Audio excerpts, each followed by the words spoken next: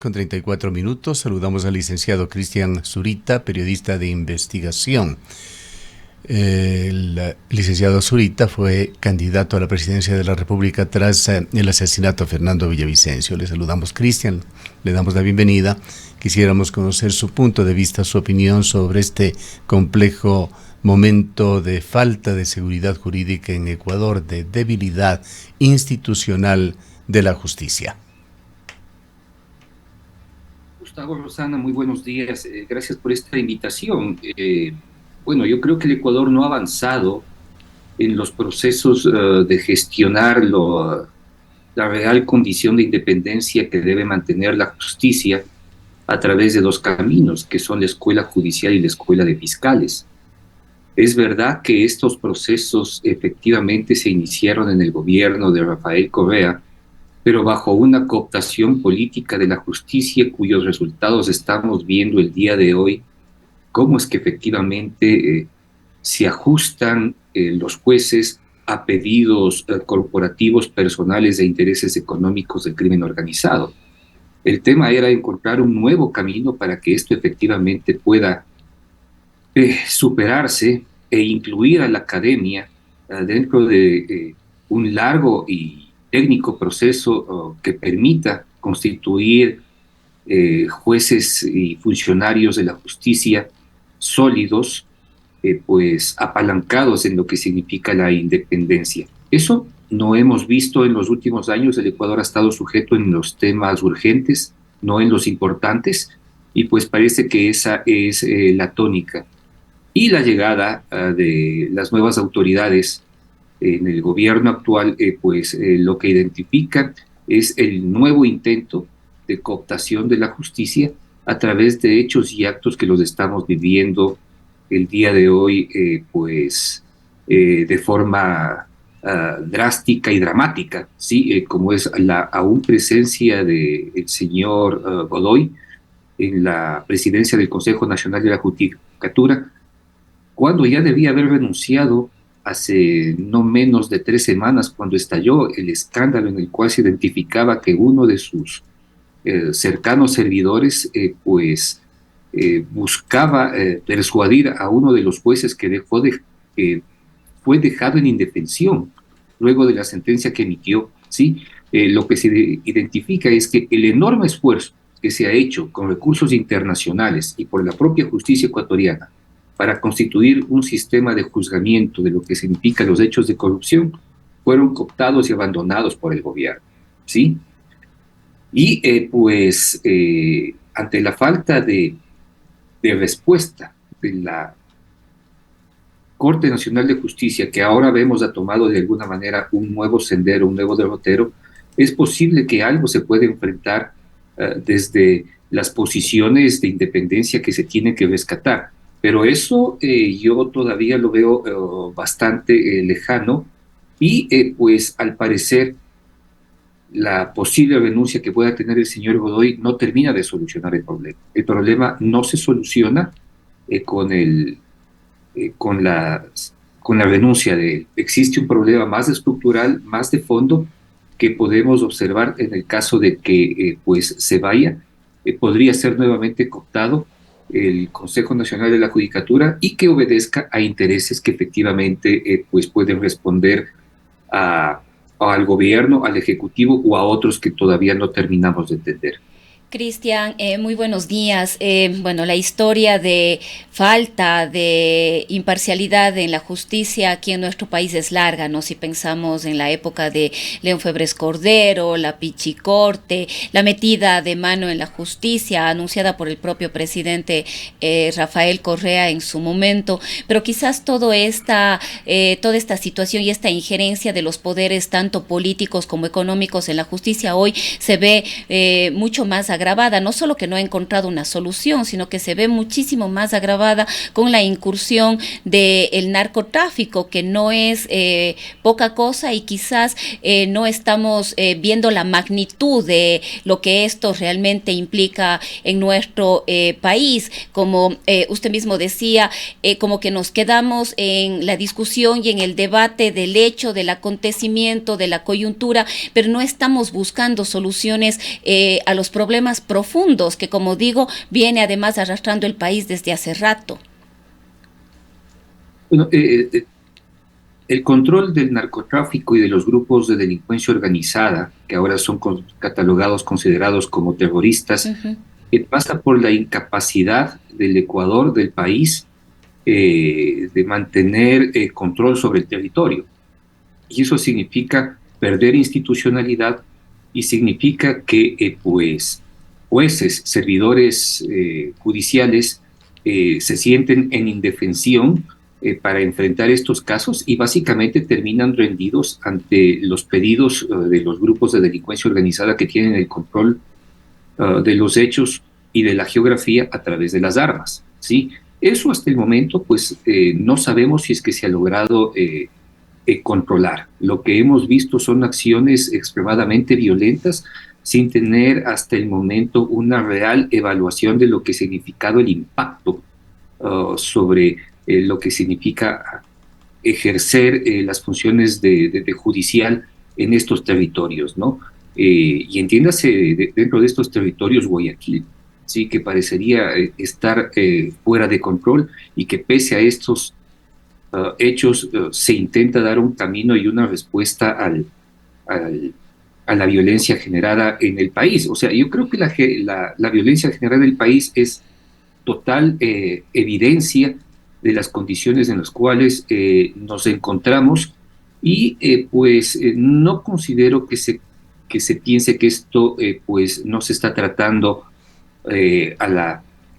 con las necesidades de profesionalismo y profundidad. O sea, me parece que el gobierno, bajo sus limitaciones enormes que posee, actúa bajo sus normas y trata de hacerlo de la mejor manera, pero obviamente entendemos que eso no alcanza. Obviamente no hemos visto los acuerdos de cooperación internacional con respecto a lo que significa los procesos de generación de inteligencia para la lucha contra el crimen organizado. Esa es una enorme deuda que nos deja el gobierno actual para entender qué es lo que está sucediendo en materia de lucha contra el crimen organizado. Es decir, ahí deberíamos tener ya respuestas de cómo ha mejorado la eficiencia de jueces con respecto a la lucha contra el lavado de activos, por ejemplo. Hasta hace 4 años, 3 años, las sentencias por lavado de activos no eran más de 2 o 3, ¿sí? Es decir, que no se entendía y no se sabía cómo efectivamente enfrentar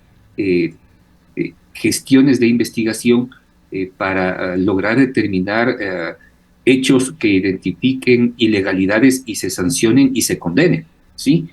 Pero eso, por ejemplo, el Estado nos queda debiendo tanto a nivel de justicia como a nivel del Ejecutivo y a nivel, obviamente, del sistema de fiscalización que tendría que existir en la Asamblea Nacional, porque ellos deberían ser los más preocupados en generar políticas públicas que permitan pues gestionar de la forma más ágil, sí, lo que significa el hacer de la justicia. Se ve que están en otras cosas, como decía en un inicio, les preocupa más lo urgente que lo importante. Y esa ha sido la tónica, yo creo que en los últimos 3 años. No olvidemos que hemos vivido shocks nacionales que efectivamente como que nos sacan del camino, pero creo que existen tiempos, momentos en los cuales nos deben permitir realinearnos y continuar con las cosas que deben efectivamente interesarles al país, y eso todavía no vemos.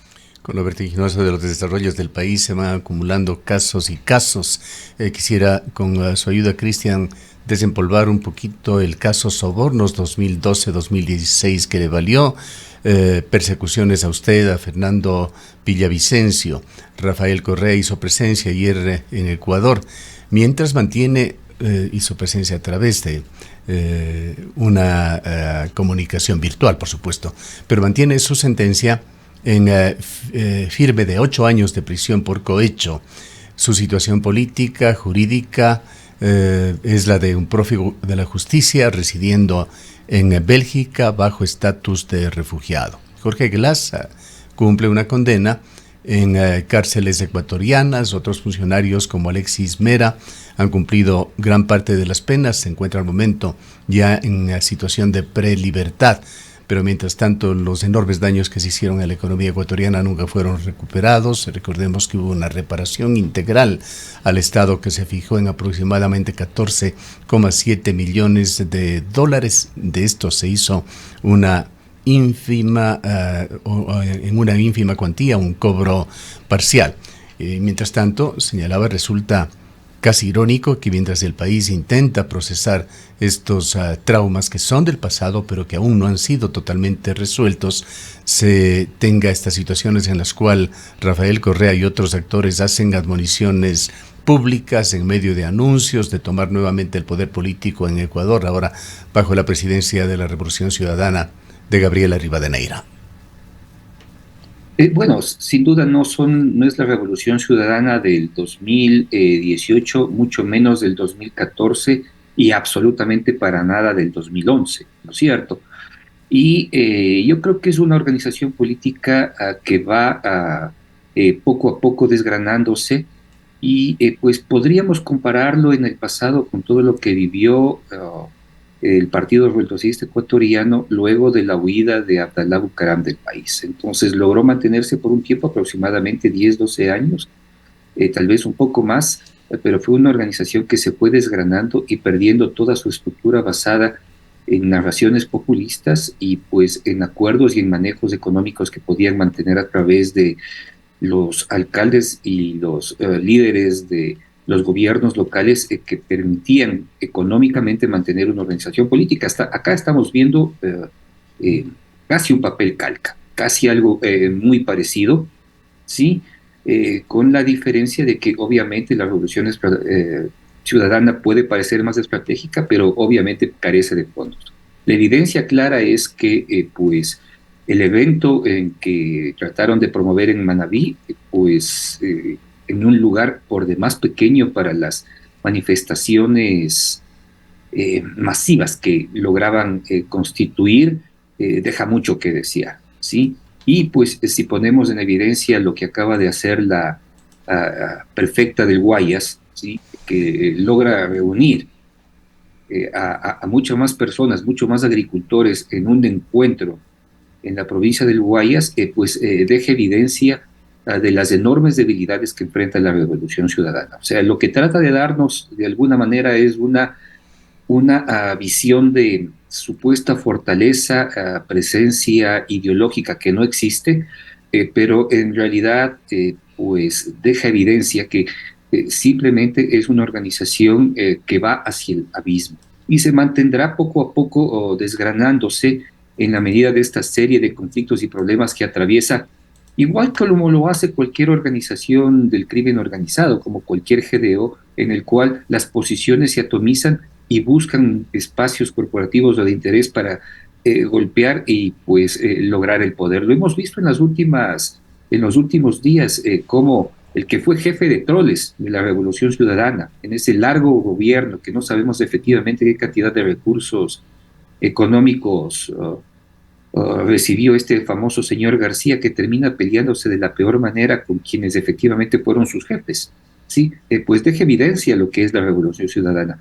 De tal manera de lo que veremos es una organización bastante debilitada hasta la llegada de las próximas elecciones seccionales, que es donde tratan de nuevamente fortalecerse con la presencia de Rafael Correa, sí, que eso en verdad es una realidad, pero será un año duro para ellos hasta lograr pues encaminarse, encajarse nuevamente en lo que significa una elección. El gobierno hará lo suyo porque efectivamente lo que mejor ha demostrado es que tiene una enorme capacidad de pelearse con la Revolución Ciudadana, pues dejarle en evidencia, recordarle todos los hechos que cometieron, ¿sí?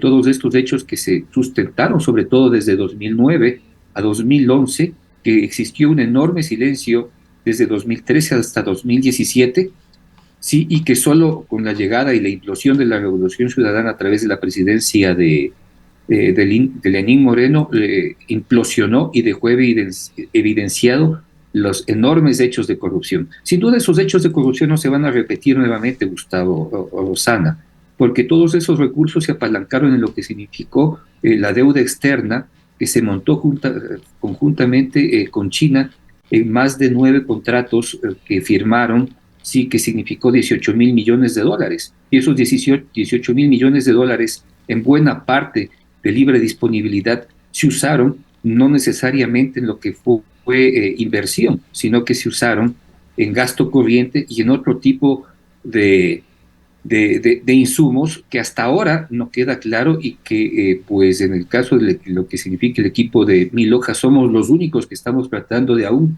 de conocer y de investigar qué es lo que efectivamente sucedió en el pasado con la deuda china, ¿sí?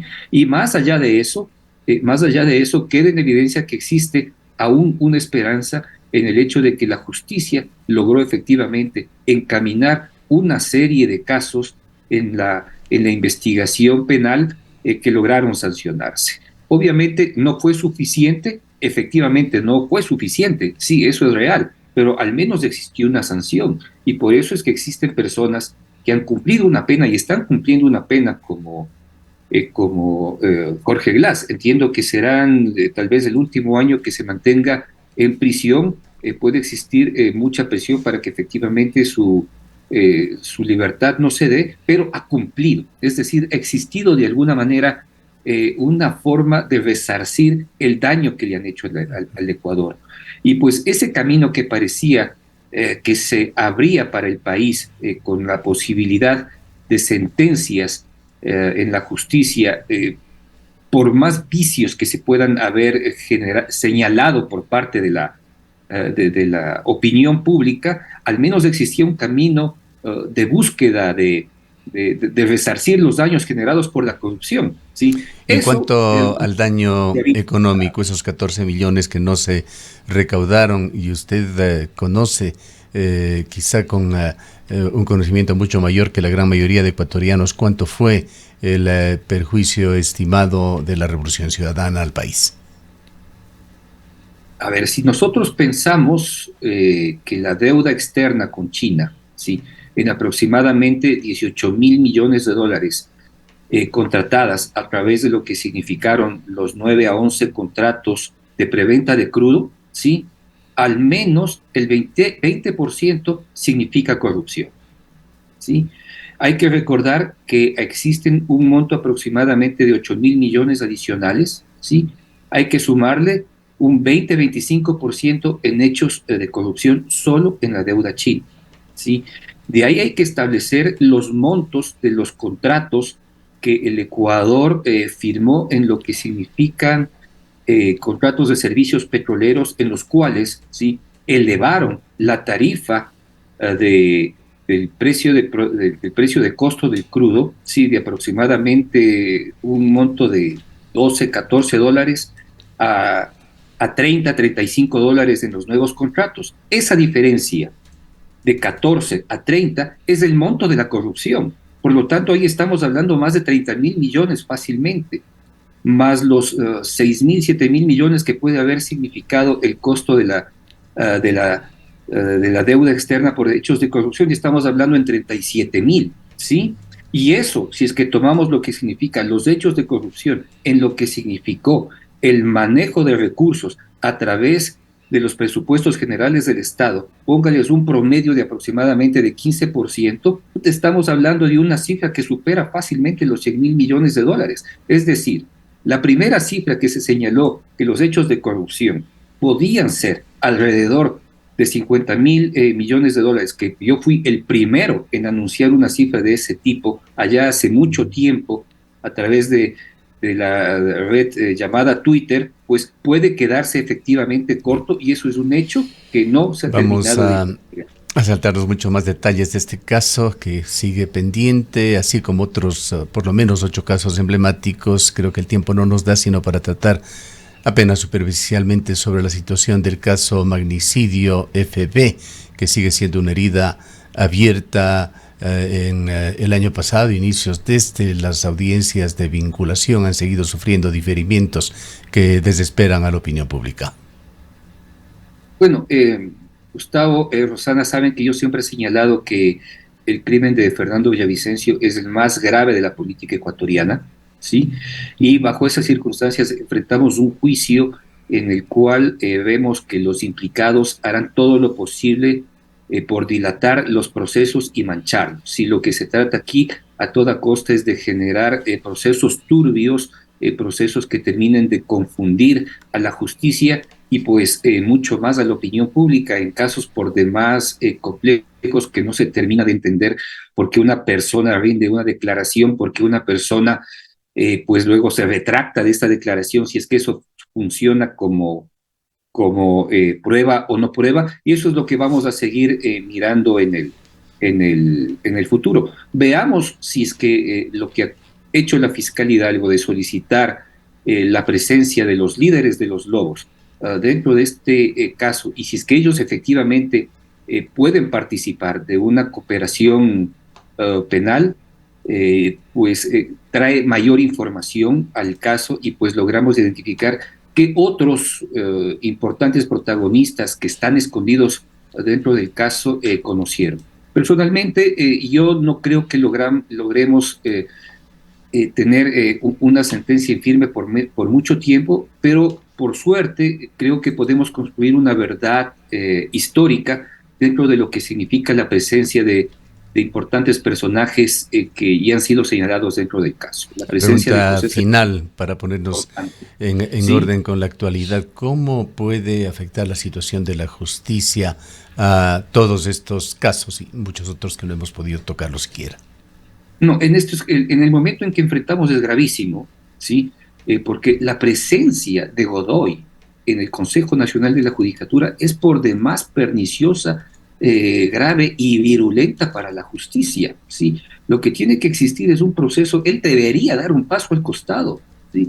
Y sobre eso exigir a los nuevos miembros del Consejo de la Judicatura que nos tracen un real camino de recuperación de la justicia que no pase por los intentos de tratar de coaccionar las acciones de los jueces bajo sanciones, porque sabemos que eso significa que pueden estar vinculados a intereses corporativos, tal como quedó demostrado, ¿sí?, en las denuncias que se evidencian de las presiones de la esposa de Godoy dentro del caso. Entonces, mientras más tiempo pase Godoy, más destrucción de la justicia vamos a tener.